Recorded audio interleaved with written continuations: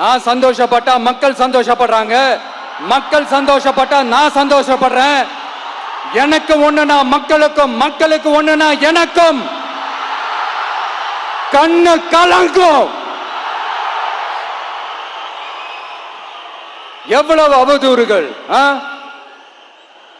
இந்த கரூர் விஷயத்தை பத்தி ஊருக்கே தெரியும். ஆனா போடு, விஜய் மேல பழிய போடு. என்னடா இவ்வளவு பெரிய ஒரு பழிய தூக்கி விஜய் மேல போட்டாலும் மக்கள் விஜய் கூடவே நிக்கிறாங்க. இது என்னடா அதிசயமா இருக்குது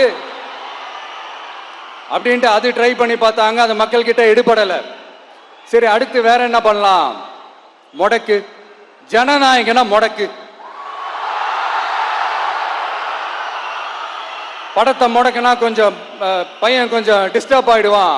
அதனால படத்தை முடக்கு. இது யாரு முடக்குனாங்கன்றது உங்களுக்கே தெரியும். அது நான் சொல்ல வேண்டிய அவசியம் உங்களுக்கு இல்லை. ஆனா இவன் நாடா இவன் படத்தை முடக்கினாலும் அவன் பாட்டுக்கு அதை கண்டுக்காம அவன் பாட்டுக்கு வேலையை பார்த்துட்டு போயிட்டே இருக்கான். அதுவும் எடுபடலை. சரி, அடுத்து வேற என்ன பண்ணலாம்? போடு, SOPன்னு ஒண்ணு போடு. விஜய்க்கு மட்டும் தனியா ரூல்ஸ், தனியா ரெகுலேஷன்ஸ், தனியா கண்டிஷன்ஸ். அவனுக்கு மட்டும் போடு. மற்ற கட்சிகள்லாம் விடு, விஜய்க்கு மட்டும் தனி கண்டிஷன்ஸ் போடு. அவன் வெளியவே வரக்கூடாது, மக்களை சந்திக்கவே கூடாது. என்னாச்சு? அதுவும் எடுபடல. சரி, அடுத்து வேற என்ன பண்ணலாம்? நம்மளை சுத்தி இருக்கிறவங்கள வச்சு, அதாவது இத்தனை வருஷமா வெயிட் பண்ணி இப்போ எலெக்ஷனுக்கு 30 நாளைக்கு முன்னாடி கரெக்டா அந்த டைம் பார்த்து ஒரு அவதூறு பரப்ப வேண்டியது. அது என்னன்னு உங்களுக்கே தெரியும். அதுவும் மக்கள் கிட்ட எடுபடல. அது மாதிரி எத்தனை சோதனைகள், எத்தனை வேதனைகள் நீங்க கொடுத்தாலும் இந்த திமுகனாலேயோ இல்ல இந்த பாஜகனாலேயோ இல்ல இந்த மற்ற பலர்னாலேயோ இல்ல எந்த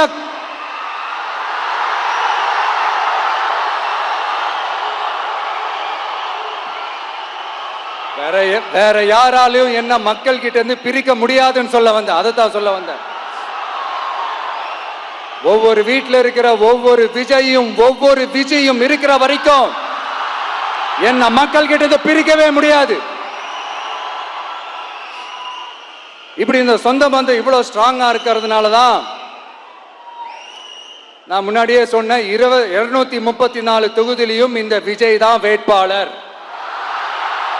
அப்படின்னு தான் அதை நான் செஞ்சிருக்கிறேன். ஏன்னா நம்மளுடைய வேட்பாளர்கள் யாரும் டாட்டாவோ பிர்லாவோ அம்பானியோ அதானியோ கிடையாது. நம்ம வீட்டில் இருக்கிறவர், நம்ம குடும்பத்தில் இருக்கிற ஒருத்தரை தான் நான் வேட்பாளரா செலக்ட் பண்ணியிருக்கிறேன். அப்படி செலக்ட் பண்ணி தான் உங்ககிட்ட நான் ஒப்படைச்சிருக்கிறேன். அதனால அந்த வேட்பாளர் வேற, இந்த விஜய் வேற அப்படின்னு நினைச்சிடாதீங்க. இந்த விஜய் தான் வேட்பாளர், அந்த வேட்பாளர் தான் விஜய்.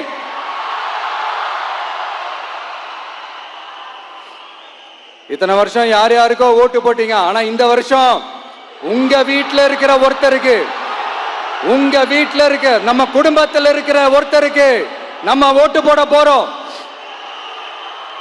அந்த வேட்பாளர்களுக்கு நீங்க ஓட்டு போடுறது நமக்கு நாமளே ஓட்டு போட்டுக்கிற மாதிரி. அந்த வேட்பாளர் ஜெயிச்சா நாம ஜெயிச்ச மாதிரி.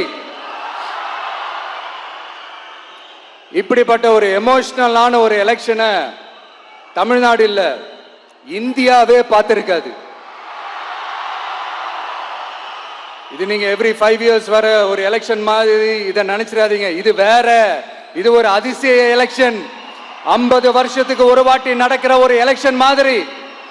அதனால அந்த சான்ஸை மிஸ் பண்ணிடாதீங்க மக்களே. ஒரு காமராஜர் தானா, ஒரு அண்ணா தானா, ஒரு எம்ஜிஆர் தானா நம்ம தமிழ்நாட்டுக்கு? அவங்கள மாதிரி வேற யாருமே வந்துட மாட்டாங்களா அப்படின்னு நீங்க ஏங்கினது எனக்கு தெரியும். அத மனசுல வச்சுக்கிட்டு தான் நம்ம டிவிக்கே வந்திருக்கிறோம். நம்ம டிவிக்கே யார் யார் மாதிரி எல்லாம் உழைக்கும் சொல்லவா?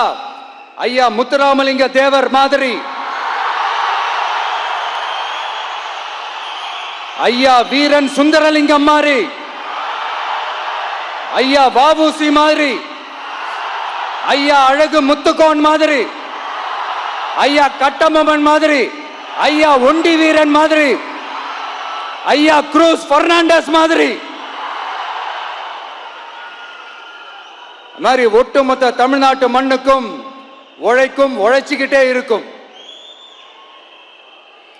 இந்த எலெக்ஷன்ல நம்ம டிவிக்கு ஆட்சி அமைஞ்சா அது என்ன அமைஞ்சா அமைக்கிறோம். எப்படி அமைக்கிறோம்? நம்ம டிவிக்கு ஆட்சி அமைஞ்ச உடனே பெண்கள் இளைஞர்கள் எல்லாருமே நல்லா இருப்போம், நல்லா இருப்போம், நல்லா இருப்போம். விவசாயிகள், மீனவர்கள், உழைக்கிற மக்கள் எல்லாருமே நல்லா இருப்போம், நல்லா இருப்போம், நல்லா இருப்போம்.